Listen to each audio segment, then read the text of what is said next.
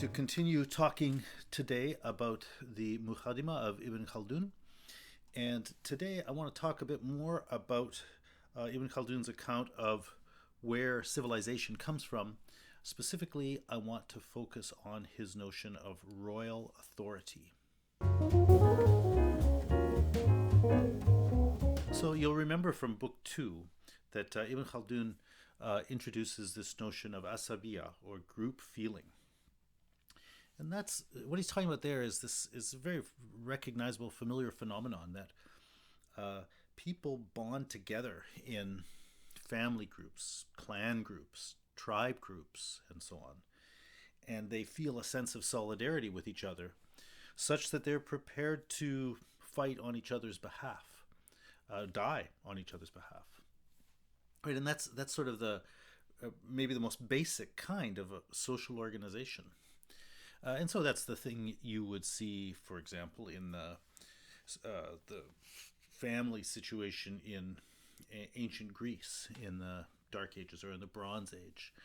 It's what you would see in the clans of Scotland. And it's especially what you would see amongst the Arab people in the time immediately before Islam, the situation that Muhammad grew up in and dealt with. And that's the situation of Jahiliyyah, the environment of violent ignorance, as Muhammad portrays it. That's the situation in which people in these different tribes, clans, family groups fight with each other. They have, vendettas, and they avenge something that was done before, and they take each other's goods, and they vie with each other for superiority, and so on. And so the situation of the Badawi, the Bedouin people, the desert dwellers that Ibn Khaldun is talking about in Book 2, is a situation where really you have groups that are organized to a certain extent, but they don't get past a certain level of organization because they tend to just squabble with each other. So he says the real thing that makes a difference is when someone comes who has the presence, the power to unite these clan groups that would otherwise be opposed. And that's what he calls royal authority. Royal authority is that ability some leader person, some charismatic leader kind of person has that goes beyond just pulling together, a family group, but is the ability to have the people from different groups recognize him, or her in principle, but him is mostly what he's talking about, recognize him as someone who can command. So he says, this is back in Book 2, in section 16, he says that the title of which is The Goal to Which Group Feeling Leads is Royal Authority. He says, this is because group feeling gives protection and makes possible mutual defense, the pressing of claims, and every other kind of social activity. And by dint of their nature, human beings need someone to act as a restraining influence and mediator in every social organization in order to keep its members from fighting with each other. That person must, by necessity, have superiority over the others in the matter of group feeling. Such superiority is royal authority. It's more than leadership. Leadership means being a chieftain, and the leader is obeyed, but he has no power to force others to accept his rulings. Royal authority means superiority and the power to rule by force. I'm not going to dwell in detail on that, but my point is just that royal authority is a higher level of leadership where you can command and people will obey, and you can make them obey if you have to. And that comes from having people in a significant way united behind their sense that you are their ruler. Now, I want to bring that together with a second notion, and that's a notion now from Book 3. And here he says, this is section 4, dynasties of wide power and large royal authority have their origin in religion based either on prophethood or on truthful propaganda. truths being propagated. So the special point, extra point he's making there that I want to focus on is this idea that there are leaders of movements, people who have royal authority and have behind them a united band of people with strong group feeling, where that movement is able to bring into being a new society, a new social order. And that counts as civilizing. That counts as, moving things ahead, basically, when that leader is a real representative of the truth. So that's now the second point I want to talk about. So Ibn Khaldun, it seems to me, is trying to talk about the nature of civilization, which is to say the way that human beings have made a world in which it's possible for us to flourish. It's possible for our human capacities to be developed and for us to enjoy the reality of being human beings. And that's what this notion of royal authority and the founding of large dynasties and so on, it seems to me, is about. He's trying to talk there about what is it that brings into being these civilizations, and specifically, what is it that brings into being these civilizations that allow our healthy development, good civilizations. And so, I want to go back to read a couple of things from Chapter 1, which is just called Human Civilization in General. So the first is from this book on page 47.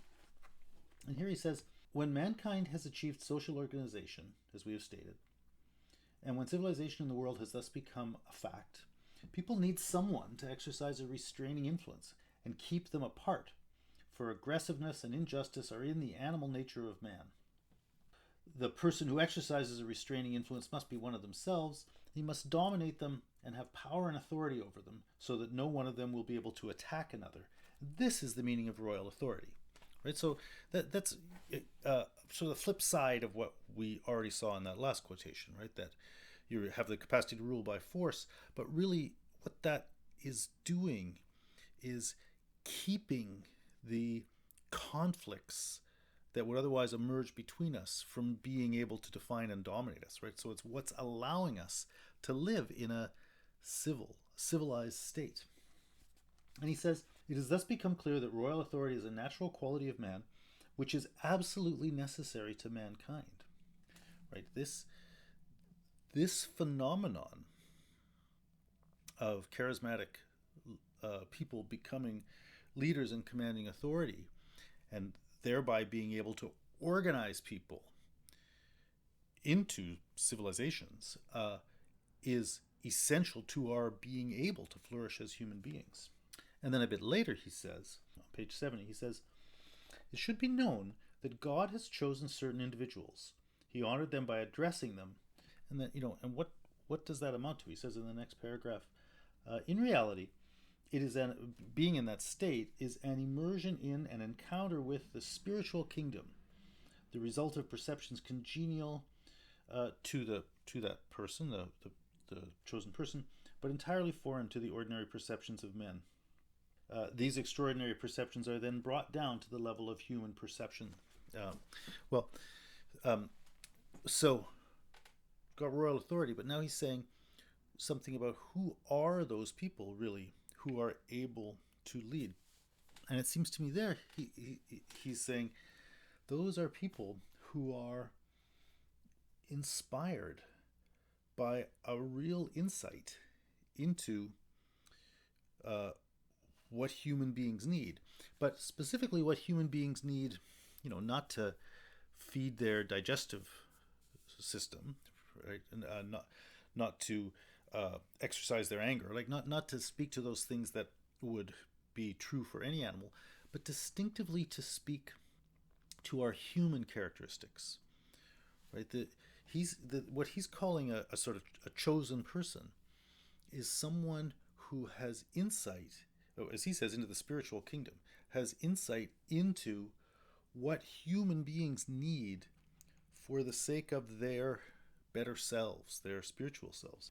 And so that person, that chosen person, is basically what Ibn Khaldun and anybody would call a prophet.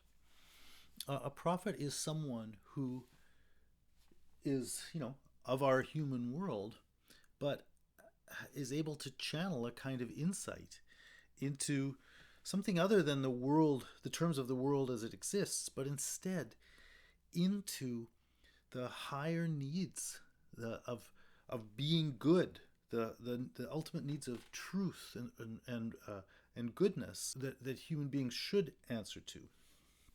Right? And so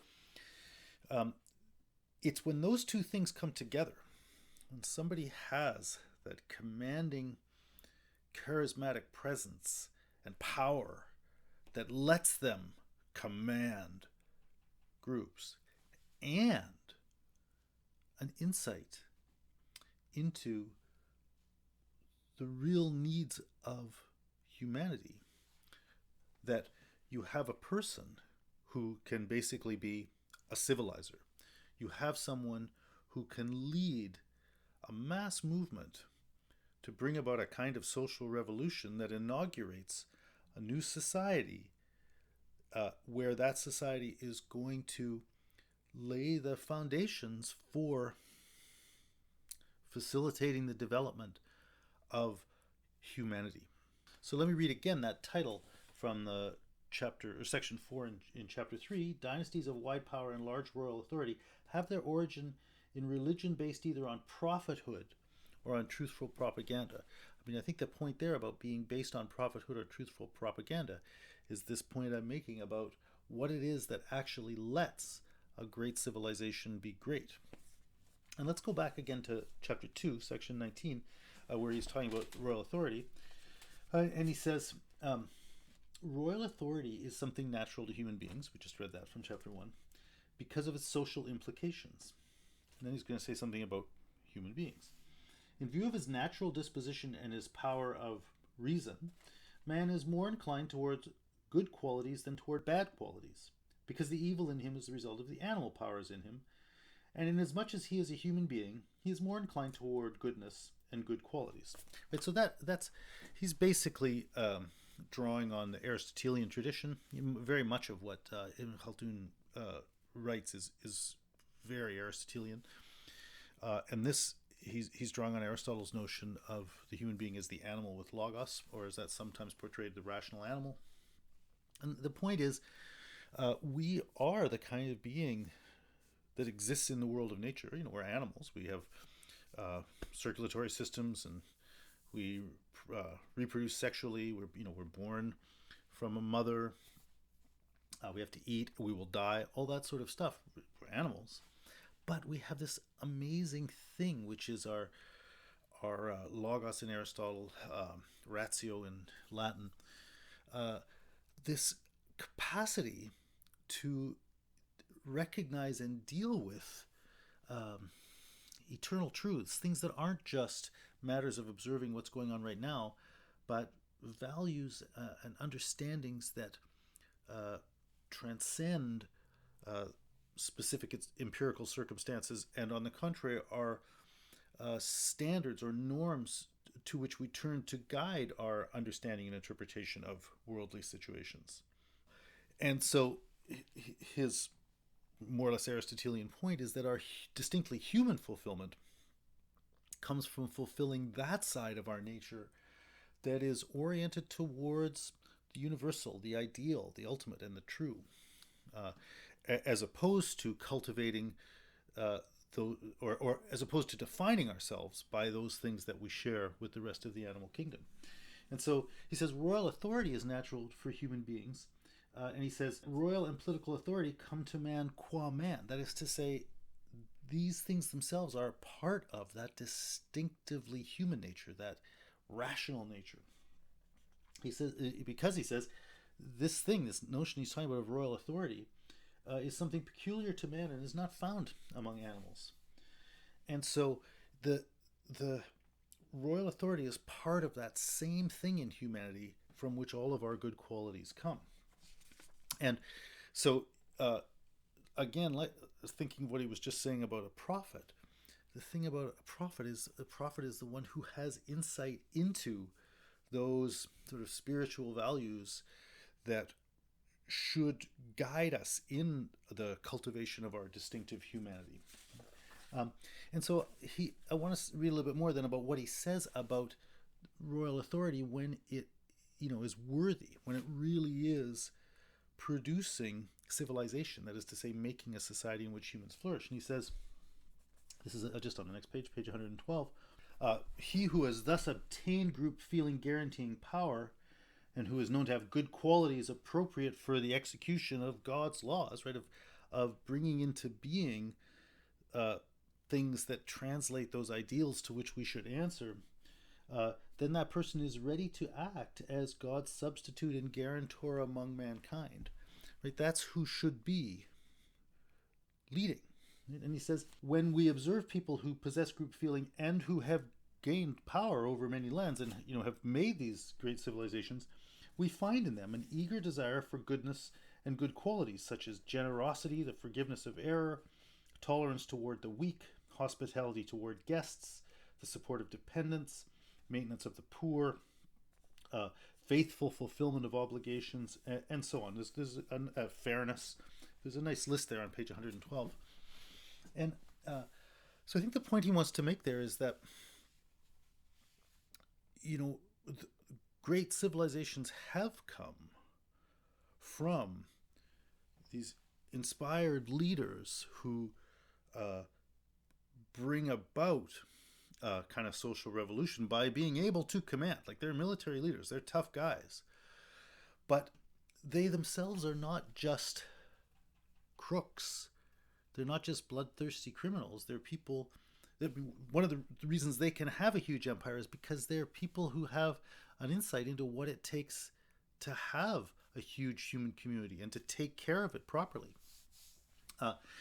And so that person there properly commanding royal authority seems to be very close to what he's saying when he's talking about a prophet, right? Someone who really actually has some insight into the highest truths and can sort of channel that message to people. And so I think there's some pretty great examples of the sort of thing he's talking about. The one I immediately think of is Cyrus the Great, who's thought of as the founder of the Persian Empire, who surely killed a lot of people, and he wanted power and all the rest, but he made this huge empire. And these things that Ibn Khaldun here is saying about generosity, faithful fulfillment of obligation, protection of the poor, and so on, that seems pretty true of many things about Cyrus. Cyrus is the one guy who's in the Hebrew scriptures celebrated as a figure that the Hebrews should respect. Even though he's the Persian emperor. And that's because, he took over the Babylonian Empire and he allowed the Jews to return from captivity in Babylon. In other words, his sense as a leader was something about treating various people fairly, forgiving, what does he say? Forgiving error and being generous. He would conquer people and then include them in his government and in his army, in his rule. So I think Cyrus is quite a nice and famous example of the kind of thing that Ibn Khaldun is talking about. And then there is especially the most obvious example that he clearly has in mind, and that's the Prophet Muhammad. So Muhammad, on the basis of a kind of vision of the truth and the goodness to which we need to submit and that around which we need to organize our societies. On the basis of that, he developed a huge movement that brought together all kinds of people in Arabia who were otherwise wrapped up in clan-based conflict and whatever else goes along with that. And so, Muhammad is this prime example of a figure who is the kind of force that brings human civilization into being. So I think these two notions, royal authority and prophethood, are powerful. They're speaking to real recognizable things in the experience of human beings. And his point is that's where the civilized part of civilization comes from. We have the civilizations we have because of individuals like that who unite individuals of the sort we talked about last time, Bedouins and so on, in these movements, right? Those are the great, basically civilizing forces in human history. But so let's talk a little bit about then those civilizations that people like that bring into being. I mean, why do we call them civilizations? We're calling them civilizations here because we're talking about those situations produced by human beings that make human flourishing possible. Remember, he said before, the Bedouin will ultimately aim towards a sedentary lifestyle because life gets better, whereas sedentary people don't want to go back to the desert. Right? So as we build a civilized world, we produce a world that people actually want to live in. It's in those civilized environments that people can pursue higher things, the crafts and study all the things he was talking about. Those are things that aren't particularly meaningful to the Bedouin, and certainly not things that are available. But it's not because they wouldn't matter to them. It's because people are living in such rough circumstances that there is very little support for the cultivation of the distinctively human needs. When people face a tougher existence, they're compelled to be defined by the issues that define animal life, with relatively little room for cultivating the distinctively human things. Whereas the civilizations we produce provide environments for us where those distinctively animal issues are largely taken care of, and we can cultivate our humanity. So we want those situations, right?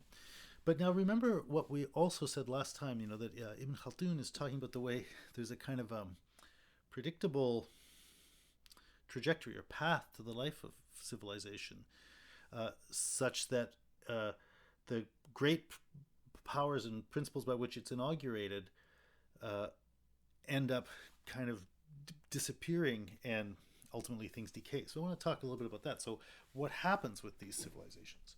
So on the one hand, as I've said, yes, it produces a situation in which we can flourish.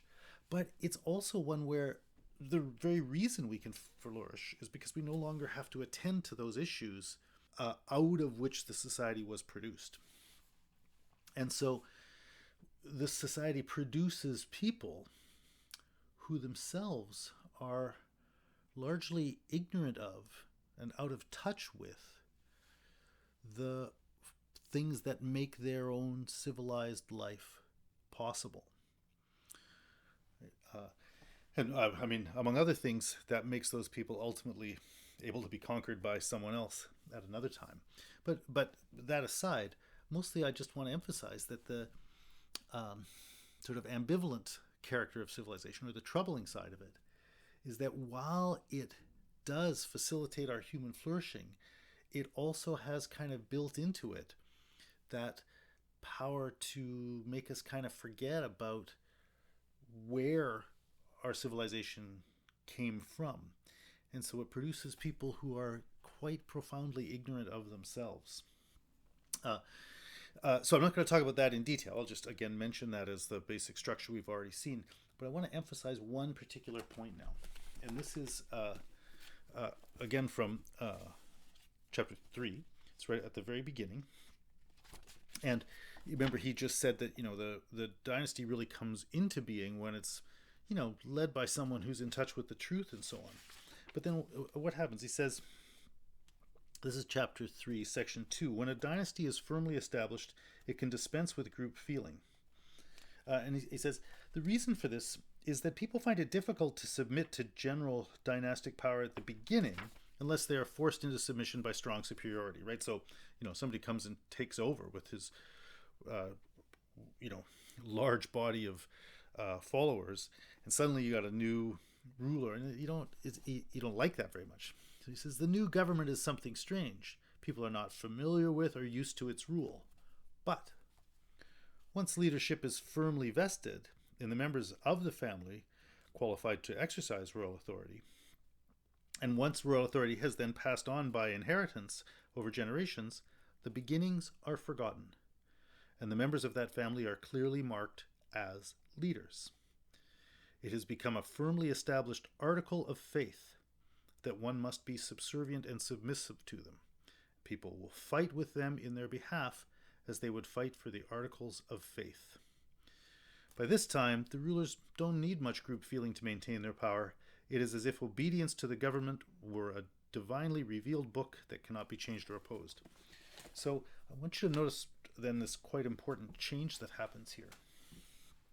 In that initial movement, people are united behind this kind of inspired leader. And they have a sense of belonging to a group that's on a kind of mission. And that's where this power comes from. Right? And so there, religion for those people is the living fabric of themselves and what they're doing. That is what establishes a dynasty. That's what establishes a civilization that's then going to be ruled by that guy and that guy's successors. The initial followers follow that guy because of their real sense that guy's this guy's like God. Like, that guy knows what's going on. He's our leader. He deserves to be our leader. Initially, he takes over people, and they don't think that much of him. They've just been taken over, right? But a rule has been established, and now let's say that could be the children or other successors to that initial leader are eventually going to take over when that first guy dies. And similarly, the people who were taken over, they're going to have children who now grow up in that dynasty. And those children who grow up, especially as generations pass, just take it for granted that those are the people who are supposed to lead. Like, that's a good example of that would be the British monarchy now. People in England and around the world, especially in the Commonwealth countries, just think, oh yeah, those are the queens. That was the queen. There's the king. Those are the royals. Like, that's cool that they're there. And lots of people think, oh, it's such a nice thing or whatever. But the fact that those people are hereditary monarchs just comes to appear to people as the way it is. I guess that's the way it's supposed to be. And so